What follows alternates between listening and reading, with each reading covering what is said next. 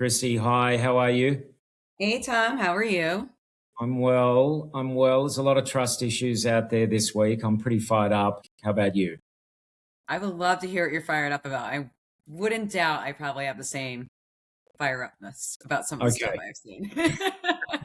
Okay. So I'm pretty fired up about what I've seen on LinkedIn this week, which is AI note taking firms actively marketing the idea that you can record a meeting with basically out telling the other person that they're being recorded, right? So I'm going to quote this word for word right now. They're saying no bot joining the call, no recording notification, no AI now participating banner. So this is basically saying I can record you and you don't need to know. And Yeah, that is basically marketing deception. And I'm like, what comes to mind is watching some spy movie and watching them walk in with a wire.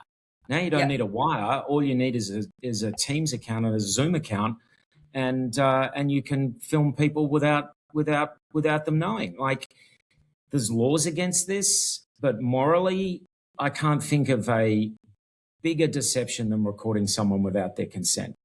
yeah. So, Well, yeah, it's talk to bad. I mean, beyond the marketing, I've been seeing the stuff with granola and fireflies, that's out there and they're being sued because it's beyond deception, right? There's this thing called consent. And there's basic yeah. laws around consent when it comes to many things with us being humans. Never mind a bot now thinking they could, get through without consent from humans. And so, particularly in the United States, there are 1 and 2 call states, which means that you have to, consent to essentially being recorded. And the fact that AI bots are just bypassing that is a huge issue. That is data, that's integrity, what's being done with it. And then is it being used in a good way, in a harmful way? There's just so many questions. But not only that, who has all that data and what are they doing with it? Yeah. I mean, you must now, on every online meeting that you're having, you cannot pretend this is not happening. And what I mean by that is that if you don't have a bot joining the call, right, then you must assume that you'll be being recorded another way. So I really encourage people, you cannot bury your head in the sand and just assume that you're not being called.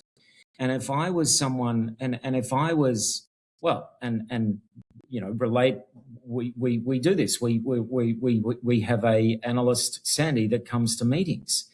Uh, I think that adds an element of safety. I think that you want to know who's recording you. You want to see the bot in the room because that's going to tell you who that company is. It's going to tell you how it's being used. It's going to tell you what guardrails around that. And you just simply must do this to protect yourself. Otherwise, there is, as you say, massive consent and privacy issues coming. Yeah. No, I mean, like, it's one of the reasons, like, I signed up with Relay, just going to be candid. It's not creepy, right? Like, when I go into a call and I cannot see the bot, but then, like, I find out afterwards that I'm being recorded. And, what does this mean for internal meetings? What does this mean for external meetings? What happens with the content if, the meeting goes off the rails? It's a transcription. A transcription can be, looked at as far as the context in many, many different ways as to how the person felt, not about the reality of the situation. Not to mention, like, when you look at all the legality issues with this, are our voices being used to train it? Like, forget about like what's being said in the meeting. Who else is taking that data? And so, like, as a former CHRO, this to me is a nightmare, right? I have, Yeah. people probably sending me their transcriptions, like as far as like employee relation cases that may or may not be valid. But I also have a bigger issue when it comes to our confidentiality, our privacy issues, and what is in this transcription and what's in the spot and what are they doing with it. That, you seriously think I'm going to look at the fine print of everything? Especially, it's one thing if it's our bots, but what about the other bots that are coming in from external meetings that we're not aware of, and where's that data going to? Yeah, I mean, I think it's just so important that